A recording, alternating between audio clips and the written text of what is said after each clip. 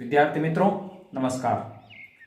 कक्षा 9 विज्ञान और कक्षा 11वीं भौतिक शास्त्र में गुरुत्वाकर्षण एक महत्वपूर्ण टॉपिक होता है और इसी में आपके आता है भार और द्रव्यमान। इससे संबंधित कुछ महत्वपूर्ण ऑब्जेक्टिव हम आज करेंगे और इन्हीं ऑब्जेक्टिव से आपके 2 नंबर के छोटे छोटे प्रश्न भी यहाँ पर तैयार हो जाएंगे। आइए हम देखते हैं पूरे टॉपिक से संबंधित कुछ महत्वपूर्ण ऑब्जेक्टिव प्रश्न। अगर आप मेरे चैनल पर पहली बार आए हैं तो चैनल को सब्सक्राइब कर लें, नोटिफिकेशन बेल को ऑन कर दें ताकि आने वाले वीडियो आपको समय समय पर मिलते रहे।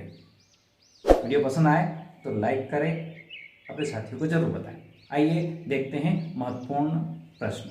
साथ ही इस वीडियो के डिस्क्रिप्शन में एक लिंक आपको मिलेगी जहां पर आप ऑनलाइन इन सारे प्रश्नों का ऑब्जेक्टिव का एमसीक्यू का एक टेस्ट दे सकते हैं। ऑनलाइन टेस्ट, ये ऑनलाइन टेस्ट जिसमें आपको कुछ भी नहीं लिखना है, सिर्फ एमसीक्यू को हल करना है और साथ ही आपको पता चल जाएगा कि आपने इस टॉपिक से कितने अंक हासिल किए हैं।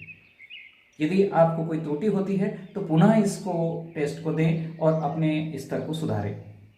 आइए चलते हैं वीडियो की ओर। आप नोट्स बनाएं, इसी तरह से नोट्स बनाएं ताकि आपको सही उत्तर पता हो तो एमसीक्यू हल कर सकते हैं, रिक्त स्थान की पूर्ति हल कर सकते हैं, सही जोड़ी आप बना सकते हैं। आइए प्रारंभ करते हैं प्रश्न क्रमांक 1 से। आकाशीय पिंडों के बीच कौन सा बल लगता है? आकाशीय पिंडों के बीच लगने वाला बल है गुरुत्वीय बल। गुरुत्वीय बल जो होता है वो आकाशीय पिंडों के बीच में, जितने भी आकाशीय पिंड एक दूसरे के सापेक्ष लगते हैं वहां पर गुरुत्वीय बल लगता है। प्रश्न क्रमांक 2, चंद्रमा पर गुरुत्वीय त्वरण का मान पृथ्वी के सापेक्ष कितना होता है? चंद्रमा पर गुरुत्वीय त्वरण का मान पृथ्वी के सापेक्ष, तो पृथ्वी का जो गुरुत्वीय त्वरण होता है चंद्रमा की तुलना में ज़्यादा होता है और ये 6 गुना ज़्यादा होता है। यहाँ पूछा चंद्रमा पर कितना होता है तो ये हो जाएगा G/6, यानी पृथ्वी के गुरुत्वीय त्वरण का 6 गुना कम होता है। G/6 या पृथ्वी के सापेक्ष 1/6 भी हम इसको कह सकते हैं। यहाँ पर आपको बता दूं स्मॉल g गुरुत्वीय त्वरण होता है और कैपिटल G जो होता है ये सार्वत्रिक नियतांक होता है, गुरुत्वाकर्षण का सार्वत्रिक नियतांक होता है। अगला प्रश्न है, पृथ्वी पर स्मॉल g यानी गुरुत्वीय त्वरण का मान सामान्यतः कितना होता है? तो ये होता है 9.8 मीटर प्रति सेकंड स्क्वायर। 9.8 मीटर प्रति सेकंड स्क्वायर जी का मान होता है। अगला प्रश्न आता है जी और जी में क्या संबंध है, यानी गुरुत्वीय त्वरण और गुरुत्वीय स्थिरांक के बीच में क्या संबंध है? तो ये संबंध होता है G बराबर Gm/r²।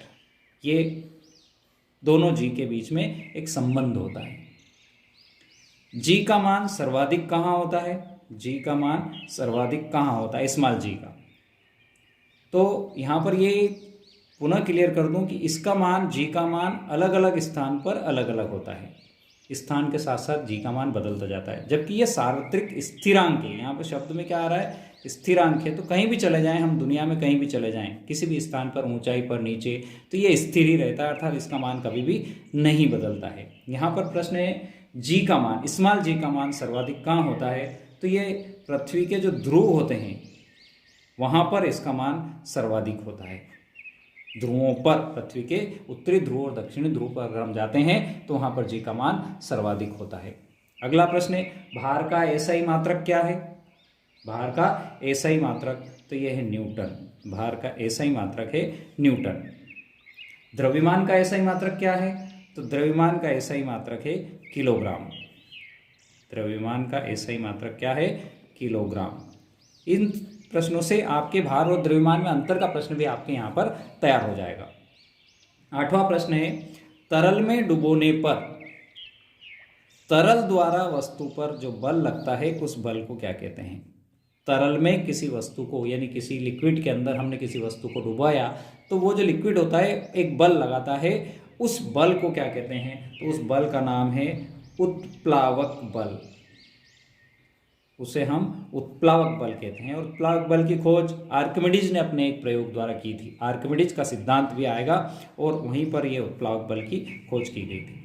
प्रश्न क्रमांक 9 है, किसी वस्तु की सतह के लंबवत लगने वाला बल क्या कहलाता है? किसी वस्तु के लंबवत लगने वाला बल, इसे हम दाब कहते हैं। इसे हम दाब कहते हैं। 10वां प्रश्न है, गुरुत्वीय त्वरण का मान शून्य कहाँ होता है?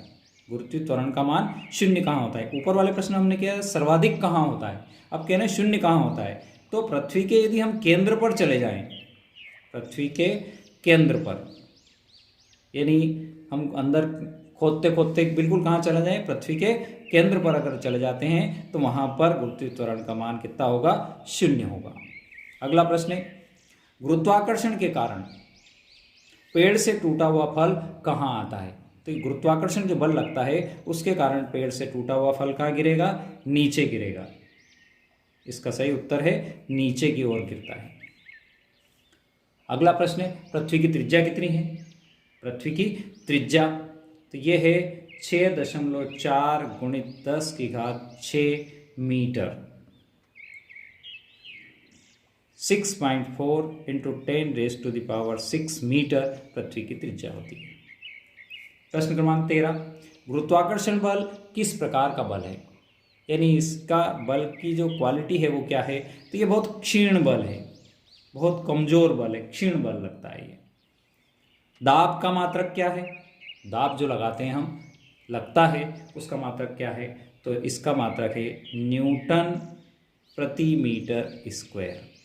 या ये इस तरह से लिखने के बजाय हम ऐसे भी लिख सकते हैं न्यूटन बटे m², या हम ऐसा भी कह सकते हैं इस m को ऊपर लेंगे तो m-2, ये लिखें या ये लिखें या ये लिखें, ये है दाब का मात्रक। गुरुत्वाकर्षण स्थिरांक g का SI मात्रक क्या है? कैपिटल G जो है उसका SI मात्रक क्या है? उसका SI मात्रक है न्यूटन मीटर स्क्वायर प्रति किलोग्राम स्क्वायर। यहाँ पर भी यही होगा, या हम ऐसे लिख सकते हैं न्यूटन मीटर स्क्वायर किलोग्राम की घात -2, ये ऊपर आके -2 हो जाएगा। आइए प्रश्न क्रमांक 16 की तरफ चलते हैं। प्रश्न क्रमांक 16 क्या कहता है? 1 किलोग्राम बल कितना होता है? 1 किलोग्राम बल में 9.8 न्यूटन बल होता है। प्रश्न क्रमांक 17, गुरुत्वीय स्थिरांक कैपिटल G का मान ग्रहों तथा उपग्रहों पर क्या अलग अलग होता है? तो हमने यहाँ पर पिछले प्रश्न में बताया है इसको, ये स्थिरांक है, अर्थात इसका मान जगह जगह पर नहीं बदलता है, नहीं बदलता है। क्यों? क्योंकि ये स्थिरांक है। कैपिटल G क्या है? स्थिरांक है, सभी जगह पर इसका मान स्थिर रहता है। द्रव्यमान कौन सी राशि है? द्रव्यमान अदिश राशि है। द्रव्यमान कौन सी राशि है? अदिश राशि है। तो इसका उल्टा हो जाएगा, भार कौन सी राशि है? एक भार सदिश राशि है। प्रश्न क्रमांक 20 की ओर चलते हैं। क्या द्रव्यमान कभी शून्य हो सकता है? क्या द्रव्यमान कभी शून्य हो सकता है? नहीं, द्रव्यमान कभी भी शून्य नहीं हो सकता है। द्रव्यमान कभी भी शून्य नहीं हो सकता है, क्योंकि द्रव्यमान को जो हम एक्सप्लेन कर रहे हैं वो कर रहे हैं m से। द्रव्यमान को जो हम एक्सप्लेन कर रहे हैं वो कैसे कर रहे हैं? m से। द्रव्यमान हमारा m से एक्सप्लेन होता है।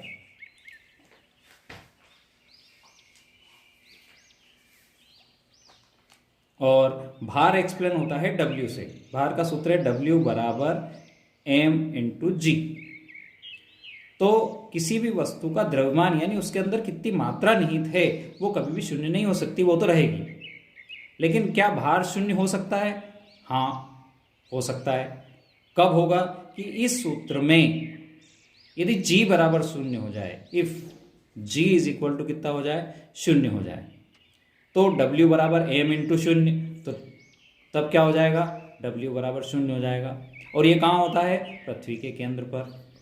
पृथ्वी के केंद्र पर भार क्या हो जाएगा? शून्य हो जाएगा। प्रश्न क्रमांक 22, दो वस्तुओं के बीच की दूरी आधा ही कर दें तो गुरुत्वाकर्षण बल कितना होगा? ये ऑब्जेक्टिव में कई बार पूछा जाता है, दूरी को आधा कर दें या 4 गुना कर दें।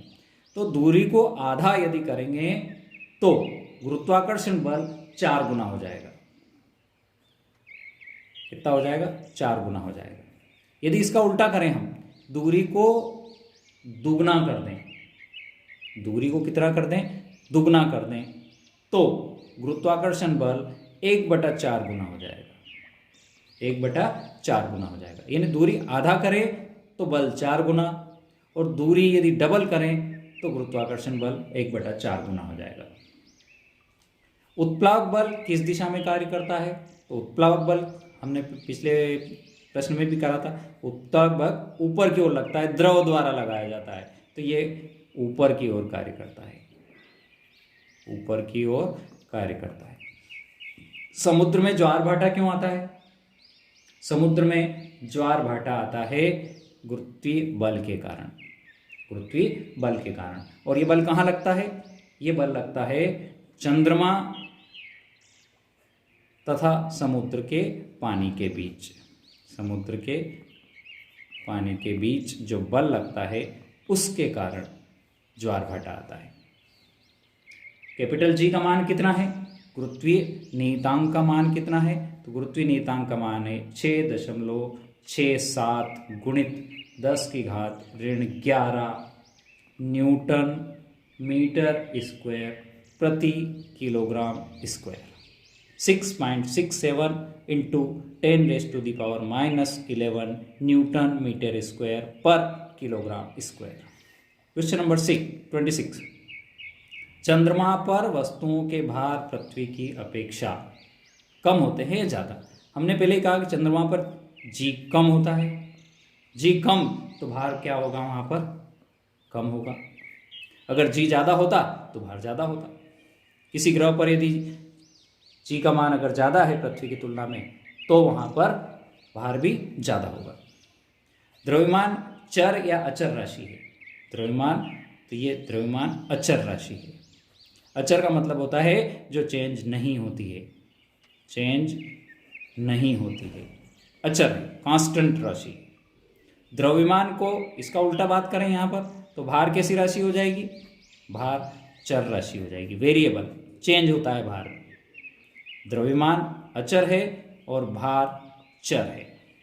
द्रव्यमान को सामान्यतः किस उपकरण द्वारा नापा जाता है? तो द्रव्यमान को सामान्यतः भौतिक तुला द्वारा नापा जाता है, भौतिक तुला द्वारा नापा जाता है। फिजिकल बैलेंस जो होता है उसकी सहायता से नापा जाता है। तो भार को किस उपकरण द्वारा नापा जाता है? तो भार नापने के लिए कमानीदार तुले का प्रयोग किया जाता है, कमानीदार तुला का उपयोग किया जाता है। एक वस्तु का पृथ्वी पर द्रव्यमान 1 किलो है, उसका भार कितना होगा? तो उसका भार होगा 9.8 न्यूटन। वीडियो आखिर तक देखने के लिए बहुत बहुत धन्यवाद। ओके, जय जिनेंद्र।